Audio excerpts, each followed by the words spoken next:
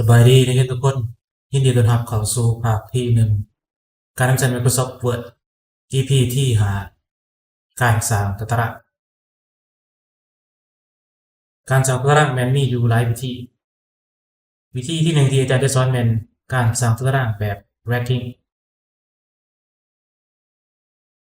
ก็คือเป็นการสร้างตารางแบบคลิกแล้วล่ะก่อนอื่นให้นักเรียนไปคลิกใส่ insert คลิกใส่ table ให้นักเรียนไปคลิกเมาส์ใส่ในหลักไปตรงขวาก็เชนเป็นตัวเลขที่เทิงคลิกในหลักมุมก็เชนเป็นคือตัวอย่างอันนี้เป็น8 คูณ 6 8หมายถึงเป็นต่างๆนี่ห้องต่างๆหมายถึง8หรือว่าคอลัมน์6ก็หมายถึงโรมีอยู่6หรือตัวของตัวนอนนี้มีอยู่6ภายหลังที่ว่าเขาเปิดตารางเข้ามาเขาก็จะเห็นเป็นแถบเพิ่มเติมขึ้นมานี้คือ Table Design กับ Layout ส่วนว่ารายละเอียดเป็นอาจารย์จะอธิบายในข้อต่อไปหัวข้อต่อไปครับมาเบิ่งวิธีที่2ในการสร้างตารางคือการสร้างตารางแบบ Layout Table ในการสร้างตารางแบบนี้มันต้องสามารถพิมพ์ตัวเลขจำนวนแถวจำนวนฐานใส่ตามที่เราต้องการก่อนอื่นแม่นให้นักเรียนไปคลิกใส่ที่ Insert คลิกใส่ Table แล้วคลิกใส่ Insert Table เขาก็เทียนหน้าตาขึ้นมาแบบนี้หลังจากนั้นเราก็สามารถกำหนดจำนวนของฐานจำนวนของแถวคือ number of column เป็นจำนวนของฐานก็คือเป็นต่างๆนี้ number of row ก็คือเป็นทางนอนนี้เนาะส่วนว่า fix column width เป็นการตั้งค่าระยะห่างของคอลัมน์ไว้คือต่างๆนี้ไว้ห้องต่างๆนี้ไว้ตัวอย่างนี้เขาจะตั้งเป็นเซนติเมตรก็ได้หรือว่าตั้งเป็นออโต้ก็ได้อันนี้อาจารย์จะตั้งไว้ที่3เซนติเมตรส่วนตัวที่2 auto fit to content ก็คือให้ห้องตารางมันเหมาะสมกับเนื้อในหรือว่าข้อความที่เราพิมพ์ใส่ในตารางส่วนตัวที่3 auto fit to window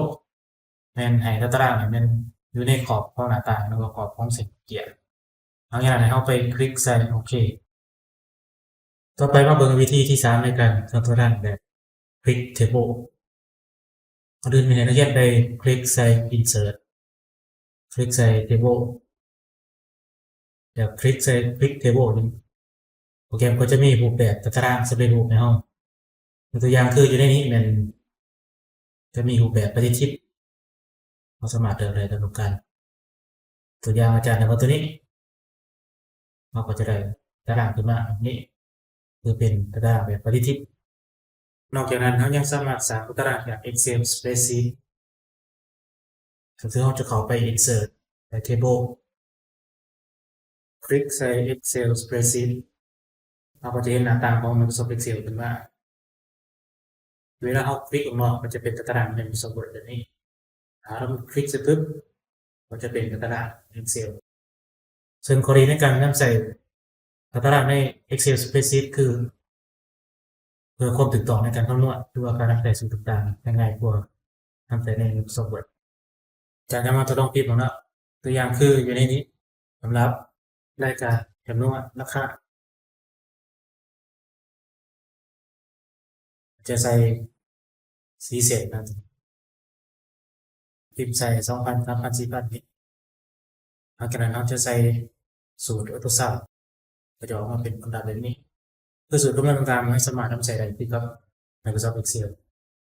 หลังจากที่เราสร้างแล้วคลิกออกไปออกปุ๊บก็จะได้เป็นตารางใน Microsoft Word แบบนี้หัวข้อที่5เราจะพูดถึงวิธีการปรับแต่งตารางโดยใส่ Table Style เวลาเราสร้างตารางขึ้นมาปุ๊บมันจะมี2แท็บคือแท็บ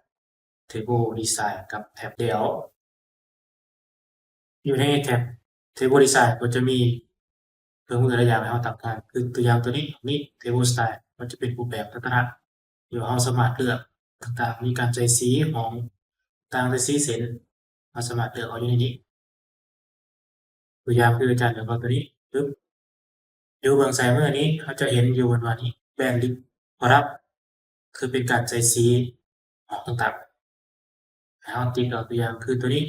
header row เนาะปกติมันจะเป็นหัวตารางหัว Magic Off ก็จะมีสี total row ก็จะเป็นห้องรวม Magic Off ก็ได้แล้วที่เอา Magic Row จะขึ้นเป็นแบบนี้ ก็จะเป็นการใส่สีให้ห้องตารางหรือว่าเป็น Edit Column เป็นการใส่สีให้ห้องต่างๆห้องต่างๆถ้าเราบ่ต้องการก็สามารถกด Magic ออกไปถ้าว่านักเรียนต้องการจะปรับขนาดห้องตารางก่อนอื่นแม่นให้ไปคลิกใส่ที่ View ก่อนแล้วไปคลิกใส่บนนี้ Ruler นี้เป็นการแสดงใบบรรทัดขึ้นมาแล้วให้เราไปคลิกเมาส์ใส่บนหัวตารางนี้ให้เมาส์เป็นลูกศรสีดำแบบนี้เราสามารถคลิกปรับตามที่เราต้องการถ้าหากว่าเราต้องการเลือกตารางทั้งหมดแม่นให้นักเรียนไปคลิกใส่อยู่บนนี้ คลิกใส่บนเบิกซ้ายมือเนาะมันจะเป็นลูกศรสีทิศแบบนี้แล้วคลิกเสร็จปุ๊บเป็นการเลือกตารางทั้งหมดเพื่อปรับแต่งแก้ไขต่างๆต่อไปเรามาเบิ่งวิธีการใส่สีของแต่ละห้องให้นักเรียนเลื่อนเมาส์มาใส่เบิ่งข้างหน้าตารางนี้คลิกเลือกปุ๊บแล้วไปคลิกใส่บน Table Design เราก็จะเห็นอยู่บนนี้เป็นทั้งสีนี่เนาะเราจะเลือกเอาสีตามต้องการคลิกเสร็จปุ๊บก็จะเป็นการใช้สีกับห้องตารางถ้าว่านักเรียนต้องการจะเปลี่ยนสีของเส้นหรือว่าขนาดของเส้นให้นักเรียนไปเลือกเอาตารางทั้งหมดก่อนคือคลิกใส่บนลูกศรนี้แล้วไปคลิกใส่ Table Design เราจะมาเลือกเอาขนาดของเส้นตัวนี้เลือกรูปแบบ border นี้เลือกเป็น all border หรือว่าต้องการจะปรับสีเส้นเป็นสีแดงนี้ปึ๊บคลิกใส่ all border ก็จะได้เป็นการเปลี่ยนสีเส้นแบบนี้ถ้าว่าเราต้องการจะเพิ่มของตารางไปคลิกใส่บนนี้ insert ระบบก็จะเป็นการเพิ่มของกระทึก insert below ก็จะเป็นการเพิ่มของรูมของห้องที่เราเลือก insert left ก็คือเป็นการเพิ่ม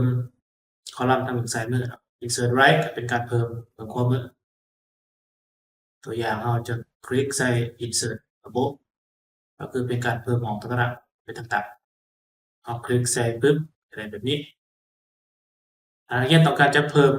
โดยการคลิกใส่เครื่องไม้บวกได้แล้วเราจะเดินเมาส์มาใส่แบบนี้จะเห็นเครื่องไม้หมุนแบบนี้คลิกใส่ปุ๊บก็จะเป็นการเพิ่มของเขาหรือว่าทั้งตัดต่อเสร็จกันก็จะมีเครื่องไม้บวกนี้คลิกใส่ปุ๊บก็จะเป็นการเพิ่มของเช่นเดียวกันถ้านักเรียนต้องการจะรวบของตารางนี้ให้คลิก select ขึ้นมาปุ๊บตัวอย่างคือลำดับนี้คลิกหลักขึ้นมาถึงปุ๊บแล้วไปคลิกใส่เมือกเซลตัวนี้ก็จะเป็นการรวบของตารางคลิก select ปุ๊บคลิกใส่เมือกเซลแบบนี้เป็นการรวบของถ้าหากว่านักเรียนต้องการจะเพิ่มห้องในอีกห้องหนึ่งในตารางนี้ตัวอย่างคือบนห้องที่อยู่บนนี้คลิกเสร็จปุ๊บแล้วไปคลิกใส่ split cell อยู่ใน number of column เราจะใส่เป็น text 2ตัวอย่าง number of row เราจะใส่เป็น text 1หลังจากนั้นเราไปคลิกใส่โอเคเราก็จะได้เป็นการเพิ่มห้องใหญ่เข้าไปในห้องตารางตรงนี้ก็จะได้เป็นห้องลักษณะแบบนี้ถ้าหากว่าเราต้องการจะเบิกเซลล์หรือว่ารวมทั้งหมดนี้เราคลิก select ไปทางมุมบนมือปุ๊บเลือกของต่างๆคลิกใส่เบิกเซลล์ปุ๊บเป็นการรวมของทั้งหมดพิมพ์ใส่ตัวอย่างสเปคเครื่องคลิกใส่เลือกตารางทั้งหมดแล้วไปเลือกฟอนต์เป็นการเปลี่ยนฟอนต์แบบทีเดียวหรือว่าเปลี่ยนทั้งหมดตารางคลิกใส่ปุ๊บเลือกตัวนี้เป็นสระรูทีเลือกขนาดฟอนต์12นี้เปลี่ยนสีฟอนต์ต่างๆสามารถปรับได้ให้นักเรียนคลิกเลือกตารางทั้งหมดปุ๊บแล้วไปคลิกใส่บนนี้บน alignment นี้เป็นการปรับตำแหน่งตัวหนังสือตัวอย่างคือตัวนี้เราจะปรับเป็นตัวนี้ align center นะตัวนี้ปุ๊บนี่จะอยู่ตรงกลางของห้องตารางคืออยู่เบื้องต้นรวมใจบัวเนาะหรือว่าตัวนี้เป็นการปรับทิศทางตัวหนังสือคือตัวอย่างตัวนี้ลำดับนี้หรือว่ายี่ห้อต่างๆนี้เขาสิเด็กเอาปุ๊บแล้วไปคลิกใส่บนนี้ text prediction ปุ๊บเป็นการปรับทิศทางตัวหนังสือโดยเป็นการประหยัดนาทีของตารางในกรณีหนึ่งที่ว่าเราต้องการจะตัดตารางเป็น2ส่วนก็คือแยกตารางออกจากกัน ให้เรา select เอาห้องตัวบนที่จะตัดนี้คลิกเอาปึ๊บแล้วไปคลิกใส่ layout คลิกใส่บนนี้ split table นี่เอาคลิกเสร็จปึ๊บก็จะเป็นการตัดตารางคือตัวอย่างตัวนี้เป็นตารางตัวนี้ก็จะเป็นตารางต่อไปเรามาเบิ่งอยู่บนแท็บ Cell Size ก็คือขนาดของตารางจะมีอยู่ Auto Fit อยู่ใน Auto Fit ก็จะมีอยู่3แบบให้เราเลือกคือตัวนี้ Auto Fit to Content หมายถึงว่าของตารางแม่นเหมาะสมกับในที่ว่าเราพิมพ์ใส่ Auto Fit to Window หมายถึงของตารางแม่นให้พอดีกับขนาดของขนาดเจีย Auto Fit to Column Width ก็คือพอดีกับขนาดที่ว่าของคอลัมน์หรือว่าของต่างๆที่เรากำหนดไว้นอกจากนั้นก็จะมี Height และมี Width อยู่ในนี้เนาะ Height หมายถึงตรงสูงของตาราง Width หมายถึงตรงกว้างของตารางเราสามารถกำหนดค่าได้เนาะตัวอย่างคือในนี้อาจารย์จะกำหนดค่าไว้คือเป็น 0.7 เซนกับ 1.28 เซนนี้เป็นการกำหนดค่ามาตรฐานไว้เลยตารางหัวข้อต่อไปเรามาเบิ่งวิธีการใส่เลขลำดับให้กับตารางปกติแล้วนักเรียนจะพิมพ์เป็น1 2 3 4ลงมาเนาะแต่ว่าอาจารย์มีวิธีที่ว่าเราสามารถใส่เป็นอัตโนมัติได้ในกรณีที่ว่าตารางเรามีหลายห้อยหลายพันให้นักเรียนไปคลิก select เอาห้องตารางก่อนคลิกตามประมาณนี้ปึ๊บแล้วไปคลิกใส่ Home คลิกใส่บนนี้ numbering นี้แล้วเราจะเลือกเอา1 2 3นี้ตัวอย่างอาจารย์เลือกเอาตัวนี้ในกระดาษวิดมันจะบ่เห็นตัวเลขขึ้นมาให้เราไปคลิกปรับขนาดตารางปึ๊บก็จะเห็นเป็นตัวนี้แล้วเราจะมาปรับตำแหน่งกันให้คลิก select เอาห้องตารางทั้งหมดนี้ปึ๊บคลิกใส่ layout อยู่ในหมวดหมู่ของปรากราฟอีเด่นนี้ปรับ before after ตัวนี้ให้นักเรียนสังเกตเบิ่งตัวเลขหากว่ามันยับลงใส่มือก็คือเหมาะสมแล้วเนาะปรับตามเหมาะสมแล้วก็จะเป็นการใส่เลขลำดับง่ายๆหัวข้อต่อไปเรามาเบิ่งวิธีการจัดเรียงข้อมูลอยู่ในตารางใน Microsoft Word ให้เราไปคลิกใส่อยู่บน layout นี่ปึ๊บแล้วไปคลิกใส่อยู่เบื้องขวามือนี้ sort นี้มันจะขึ้นว่า cannot sort a table มาที่ link เบิกเสียงหมายความว่ามันมีห้องตัวกำหนดนี้บ่สามารถจัดเรียงข้อมูลได้เพราะฉะนั้นเราจะต้องดึงตัวนี้ออกก่อนนะในทั้งที่ว่าเราดึงห้องตัวเบิกเสียงตัวกำหนดก่อนอื่นไปไหนนักเรียนเลือกเอาตัวตารางก่อนคลิกใส่มันอยู่แล้วไปคลิกใส่ sort ไอคอน A to Z นี้ก็จะมีหน้าต่างขึ้นมาแบบนี้ sort by เราจะเลือกเอาห้องรายการนี้ให้อยู่บนห้อง type คือเป็นประเภทของการจัดเรียงข้อมูลก็จะมี text มี number แล้วมี date text หมายถึงข้อความที่ว่าเราจะจัดเรียง number หมายถึงตัวเลขที่ว่าเราจะใส่ในการจัดเรียง date ก็หมายถึงวันที่ที่ว่าเราจะใส่ในการจัดเรียงและอยู่บนเมื่อนี้บนขวามือนี้จะมี ascending คือจัดเรียงตั้งแต่ A หา Z คือจัดเรียงตามพยัญชนะหรือว่าตามตัวเลขแต่น้อยหาใหญ่หรือว่าใหญ่หาน้อย descending เป็นใหญ่หาน้อยตัวนี้ให้เราเลือกตัวนี้เป็น text หลังจากนั้นให้ไปคลิกใส่ที่โอเคเราก็จะเห็นตารางใน Word นี้จัดเรียงข้อมูลเราตามพยัญชนะคือรายการสินค้าจัดเรียงตั้งแต่ A หา Z แล้วเราก็จะเห็นห้องว่างขึ้นมานี้ห้องว่างคือห้องตัวนี้ถ้าเราบ่ต้องการแม่นเราจะ select เอาปึ๊บคลิกขวาคลิกใส่ delete row คือเป็นการดึงผันถ้าเราต้องการจะดึงแถวคือดึงคอลัมน์นี้ให้เรา select เอาตัวอย่างคือของรายการนี้แล้วคลิกขวาคลิกเลือกใส่ delete column จะเป็นการดึงออกจากตารางอันนี้อาจารย์จะกด Ctrl Z กับอันอื่นก่อนแล้วก็ต่อไปมาเบิ่งวิธีการใส่หัวตารางแบบอัตโนมัตินักเรียนเคยพบปัญหาบ่ว่าเวลาเราสร้างตารางขึ้นมาแล้วอยู่เทิงๆจะมีหัวตารางแต่ว่าอยู่หน้าต่อไปมันจะบ่มีหัวตารางเลยต่อไปนักเรียนจะ copy เอาไปวางใส่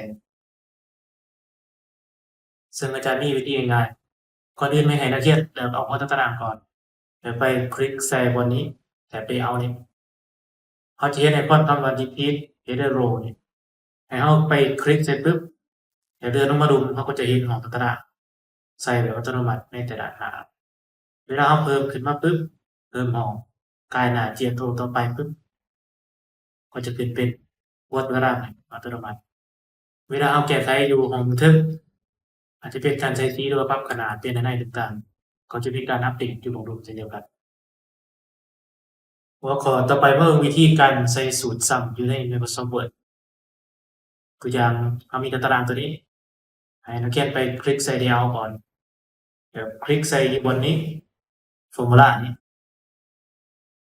ขึ้นมาก็จะมีห้องคำว่า sum กับ ก็คือเป็นการเอาห้องต่างๆที่ว่าอยู่เทิงขึ้นไปมาบวกกันเนาะเดี๋ยวไปคลิกใส่บนนี้โอเคนี่ก็จะเป็นการรวมตัวนี้เทอมมาดูนี้จนหอนี้ที่ว่าเราก็จะเป็นต้องเสียเวลามันบวกหัวข้อต่อไปเราก็เบิ่งวิธีการพิมพ์คือยกตัวอย่างตัวนี้จะมีคำว่าภาษาอังกฤษเบิ่งซ้ายสระอยู่ขวาแต่ว่าปัญหาก็คือมันจะปรับตำแหน่งกันยากวิธีของอาจารย์แม่นเราจะไปสร้างตัวตารางนี้ให้เรา select เอาตัวตารางปึ๊บคลิกใส่ตัวนี้ layout ให้นักเรียนไปคลิกใส่ตัวนี้ convert to text เดี๋ยวมาเลือกเอาที่แท็บแล้วคลิกใส่โอเคเราก็จะได้ข้อความที่เป็นภาษาอังกฤษทางซ้ายมือบางข้อมือเป็นคำแปลหรือว่าความหมายโดยที่ว่าเราจะเป็นต้องมากดแท็บหรือว่าปรับตำแหน่งให้มันสีต่อไปเรามาเบิ่งวิธีการเปลี่ยนตัวตารางเป็นข้อความต่อไปก่อนอื่นแม่นให้นักเรียนไป select เอาตัวตารางมาก่อนเดี๋ยวไปคลิกใส่ layout คลิกใส่ convert to text ทีนี้เราจะเลือกเอาเป็นพารากราฟมาร์กแต่ให้ไปกดไม้ติ๊กออกที่บนตัวนี้ convert exit tables คลิกใส่โอเคเราก็จะได้ตัวตารางที่เป็นข้อความต่อไปในทางกลับกันถ้าเราต้องการจะเปลี่ยนจากข้อความตัวนี้เป็นตัวตารางคือเลือกเอาข้อมูลทั้งหมดก่อนเดี๋ยวไปคลิกใส่ insert คลิกใส่ table ตัวนี้ก็จะมีคำว่า convert text to table คลิกใส่ปุ๊บก็จะขึ้นเป็นห้องแบบนี้ number of column ตัวนี้เราจะใส่เป็นตัวอย่างคือในนี้เราจะใส่เป็นประมาณ10ตัวรวมก็จะเป็นอัตโนมัติให้รวมก็คือประมาณ23คลิกใส่โอเคแล้วข้อความต่างๆก็จะเป็นอัตโนมัติแล้วสิ่งที่นักเรียนได้เรียนภาคที่1การใช้ Microsoft Word EP ที่5การสร้างตารางก็จะมีการสร้างตารางแบบต่างๆคือการสร้างตารางแบบคลิกกระดาษคือแบบ tracking ตัวที่2เป็นการสร้างตารางแบบ dialog box คือการพิมพ์จำนวนของคอลัมน์กับโรใส่หัวข้อที่3เป็นการสร้างตารางแบบ quick table ก็คือสร้างจากรูปแบบที่มีมาในโปรแกรมหัวข้อที่4เป็นการสร้างตารางจาก Excel spreadsheet ดึงตารางจาก Excel มาใส่ใน Word หัวข้อที่5เป็นการปรับแต่งตารางโดยใส่ table style หัวข้อที่6เป็นนักเรียนได้เรียนเกี่ยวกับการจัดการหรือว่าการปรับแต่งตารางตัวอย่างคือการเปิดแถวเปิดฐานการปรับขนาดต่างการใส่สีการใส่เด็กลำดับอัตโนมัติการจัดตำแหน่งข้อควบการร่วมห้องการเพิ่มห้องตารางการลบการเพิ่มตารางนอกจากนั้นนักเรียนยังได้เรียนเกี่ยวกับการเปลี่ยนตารางไปเป็นข้อควบในการเปลี่ยนข้อควบเป็นตารางขอบใจทุกท่านที่ติดตามชมพบกัน EP ต่อไป